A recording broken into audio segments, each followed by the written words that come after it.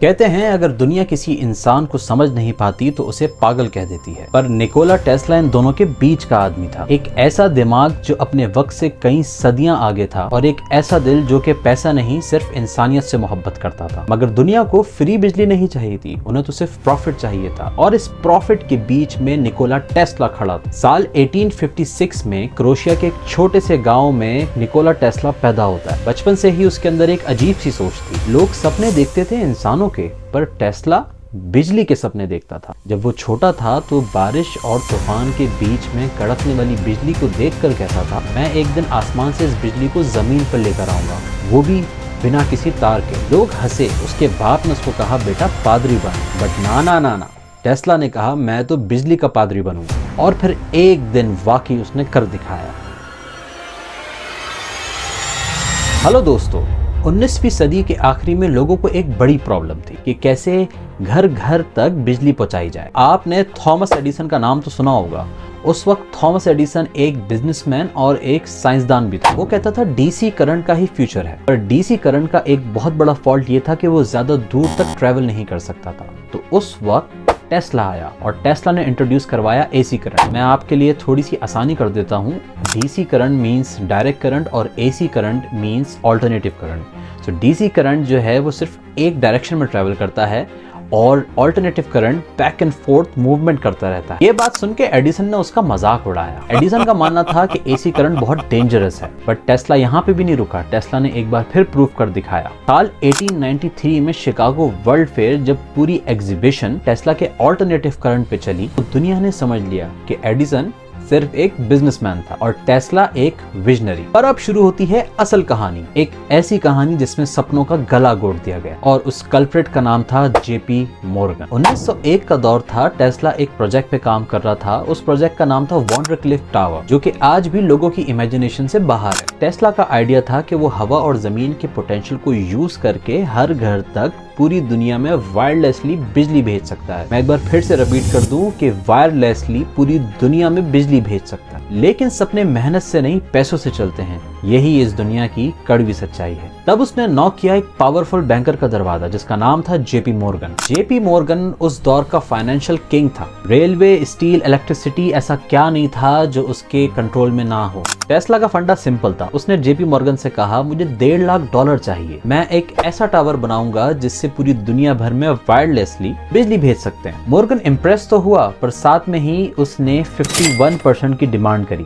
तो यहाँ शुरुआत होती है वॉन्डरक्लिफ टावर की। वॉन्डरक्लिफ टावर एक लॉन्ग आइलैंड पे खड़ा होने लगा। साल 1902 तक स्ट्रक्चर कंप्लीटली रेडी भी हो चुका था और टेस्ला का जुनून अपने पीक पे था। लेकिन टेस्ला ने मॉर्गन को एक बात नहीं बताई थी। उसका मकसद सिर्फ बिजली पहुंचाना नहीं था, बल्कि वो तो फ्री बिजली पहुंचाना चाहता था। इमेजिन करें एक ऐसी दुनिया जहां पे आपको बिजली के कभी पैसे ही ना देने पड़े। हमारे पास जो टोटल कोल का रिजर्व है ये 175 अरब टन का जखीरा है। ये एक बहुत ही बड़ा जखीरा है। यानी अगर मैं इसको एनर्जी में कन्वर्ट करूं तो ईरान और सऊदी अरेबिया के बाद जितना तेल है ये हमारे पास जो कोयले की एनर्जी है उससे भी ज्यादा है। इस 175 अरब टन का मतलब ये है कि अगर हम 1 लाख मेगावाट, पाकिस्तान की जरूरत गर्मियों में तकरीबन 35,000 और सर्दियों में 15 से 18,000 मेगावाट होती है, लेकिन अगर हम 1 लाख मेगावाट बिजली पैदा करें 200 साल तक हम बड़े आराम से इस जखीरे से बिजली पैदा कर सकते हैं। मैं गाली नहीं दे सकता। नहीं, गाली नहीं देना। अब फैमिली देखती है, वरना मैं ऐसे गाली दूं, ऐसे गाली दूं ना, जिंदगी भर याद रखें ये बात। जब मॉर्गन को ये बात पता चली तो उसने सीधा पूछा, मिस्टर टेस्ला, अगर आप पूरी दुनिया को फ्री बिजली देंगे तो मैं अपना काउंटर कहाँ पे लगाऊंगा?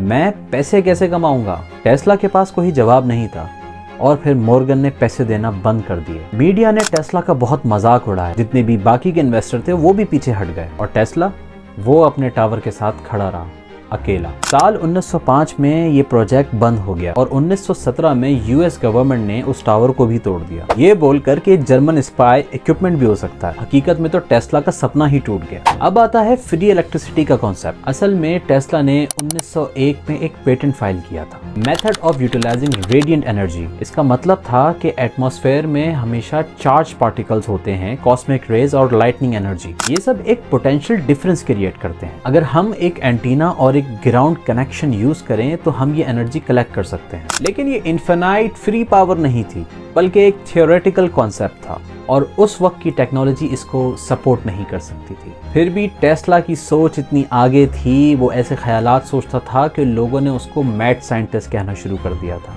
अब सोचो, एक तरफ थॉमस एडिसन था जिसने अपनी इन्वेंशन को पेटेंट करा के पैसा कमाया, और दूसरी तरफ टेस्ला था जिसने सिर्फ और सिर्फ इंसानियत के बारे में सोचा, फ्री इलेक्ट्रिसिटी देने के बारे में सोचा। एक तरफ बिजनेसमैन और दूसरी तरफ विजन। टेस्ला ने आखिरी सालों में गवर्नमेंट के लिए काम भी करना चाहा, लेकिन कोई उसकी बात नहीं सुनता था। उसका वंडर क्लिफ टावर उसकी एक आखिरी होप, जो कि उसके मरने से पहले ही तोड़ दिया गया। टेस्ला ने अपनी जिंदगी का आखिरी वक्त बिल्कुल अकेले गुजारा। साल 1930 में न्यूयॉर्क के एक होटल में उसके पास बिल भरने तक के भी पैसे नहीं थे। जो इंसान पूरी दुनिया को फ्री इलेक्ट्रिसिटी देना चाहता था, उसके आखिरी दिन कितने अंधेरे में गुजरे। 8 जनवरी 1943 में निकोला अपने होटल के कमरे में मरा हुआ पाया जाता है। उसके कमरे से FBI ने तमाम पेपर्स, तमाम फाइंडिंग्स और जितने भी उसके प्रोजेक्ट्स थे, उन सब की फाइल्स को जब्त कर लिया। टेस्ला के मरने के 100 साल बाद आज हम वायरलेस चार्जिंग देखते हैं, स्मार्टफोन्स बिना वायर के चार्ज होते हैं और सैटेलाइट वायरलेस कम्युनिकेशन भी करती है। ये सब उसी आदमी के आइडिया पर बेस्ड था, जिसे उसके दौर ने कभी समझा ही नहीं। कुछ लोग तो ये भी कहते हैं कि अगर JP मॉर्गन ने उस वक्त पैसे नहीं रोके होते तो आज हमें और आपको बिजली का बिल भी नहीं देना पड़ता। लेकिन शायद इंसान के लिए फ्री चीज कभी भी पॉसिबल नहीं। वो कहते हैं ना कि इस दुनिया में फ्री तो कुछ भी नहीं, क्योंकि सिस्टम तब भी प्रॉफिट पे चलता था और आज भी प्रॉफिट पे चलता है। टेस्ला ने कहा था कि साइंस का असली मकसद लोगों की बेहतरी है, इंसानियत है, ना कि किसी कंपनी का बैंक बैलेंस। नेपरा की तरफ से के इलेक्ट्रिक के टैरिफ में 7 रुपए 60 पैसे कमी का कराची के सारिफिन को कोई फायदा नहीं होगा। विफाकी हुकूमत की तरफ से के इलेक्ट्रिक को दी जाने वाली सब्सिडी में 114 अरब रुपए कमी हो जाएगी और ये रकम कौमी खजाने में जाएगी। लेकिन इंसान तो हर इन्वेंशन से पहले ही हिसाब लगा के बैठ जाता है कि इससे मैं कितने पैसे कमाऊंगा, और शायद टेस्ला जैसे लोग दुनिया बदलने से पहले ही खत्म हो जाते हैं। आज जब हम कोई स्विच दबाते हैं और लाइट ऑन हो जाती है, तो सिर्फ ये मत सोचना कि ये थॉमस एडिसन ने इजाद किया था। इसके पीछे टेस्ला की भी पूरी मेहनत है। दोस्तों, इस दुनिया को फ्री बिजली नहीं चाहिए, इस दुनिया को चाहिए तो कंट्रोल। और जब इस कंट्रोल की दुनिया में कोई आज़ादी की बात करता है तो उसका अंजाम एक ही होता है, वो या तो भूल जाता है या उसको भुला दिया जाता है। मेरा ख्याल है आपको बात मेरी समझ में आ रही होगी। अपना बहुत बहुत ख्याल रखिएगा।